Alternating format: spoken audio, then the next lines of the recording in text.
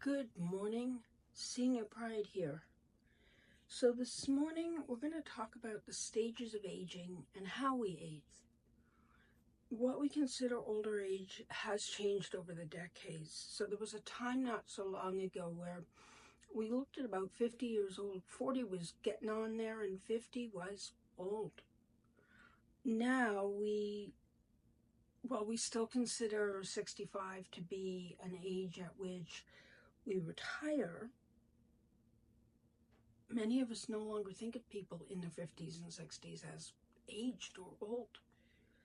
While some researchers consider 60 to 65 to be the beginning of old age, others recognize the increasing health and vitality we experience for far longer than people used to. There are now definitions of aging that look at ages like 65 to 74 as young old. Middle old would be 75 to 84, and then older aged would be 85 plus, which is very different than it used to be. It's an interesting fact that the World Health Organization actually considers 60 to be the beginning of becoming a senior or older, while most Western countries look at 65 as that age. Now, not surprising, because this, at least in turn, seems to be a legal definition, the age of retirement. As people age, they have been found to change beliefs regarding what is old. So 60-year-olds perceive themselves as still young, while they observe those in their mid-70s to be getting a little bit older. And think about it, when you were a teenager, you thought that 30 was old. So it really is all relative. The reality is that because of better access to medical care, greater nutrition, and some of our beneficial habits, we are living longer lives. At the same time, there appears to be a slow and steady decline in health status.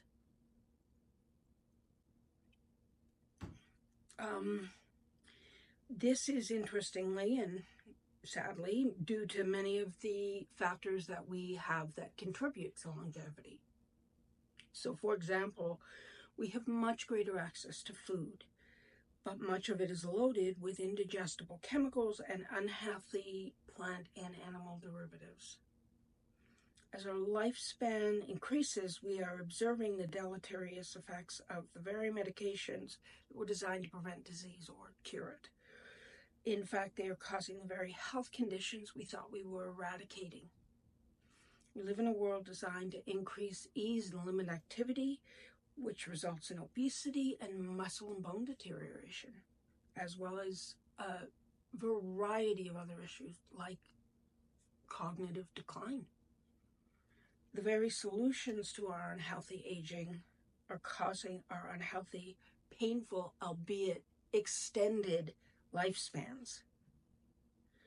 While it is true that many individuals are experiencing cancer, dementia, diabetes, and so many other diseases, others are enjoying long years of health and vitality. We see increasing numbers of people living well into their 90s and beyond, and this is part of why our attitude toward what is old is changing. So why is it that some people live long, healthy lives, while others experience the deleterious diseases that they experience and seem to suffer from a multiplicity of conditions associated or formerly associated with aging? As I mentioned earlier, some of the very things we do to extend our lifespan are precisely the things that are causing these problems. In Western societies, it is very difficult to avoid or entirely avoid processed foods, especially for those of us without a limited and infinite income. I meant infinite, not limited.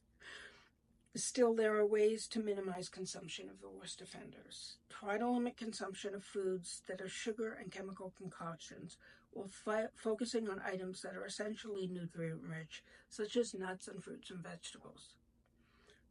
Admittedly, unless organic, these are also not devoid of chemicals, so just be aware. Don't eat just because it's there. The results of obesity speak for themselves. I can spend all day on the problems that are caused by obesity, but I think we all know that stuff.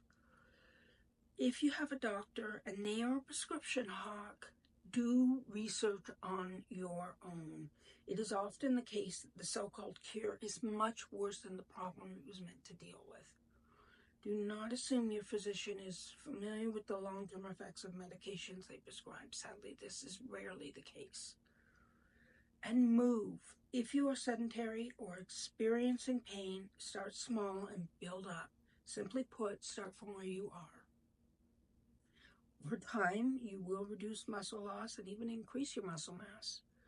Pain will reduce, weight will decrease, energy will increase, your mind will become clearer, and your mood will get healthier. It will become more positive. Genetics, as important as they are, aren't the defining features of a long, healthy life. Our choices are. As we become more conscious of how our behavior impacts our aging, we can become better advocates for our own health. While none of this touches on the fact that we may observe certain physical changes, our hearts are forever young. Sure, when we look in the mirror, we see lines, and when we climb out of bed in the morning, we feel like we've been run over by a bulldozer. But when we look in that mirror and climb from the bed, we also see and feel our 9-year-old self with all the joy and energy we have always felt. And that's really what it's all about. So, remember, we are living longer lives, but we can make them exciting and healthy and vibrant. If you enjoyed this video, as I always say, please hit subscribe and explore. And remember, to be senior is to be proud. Hugs!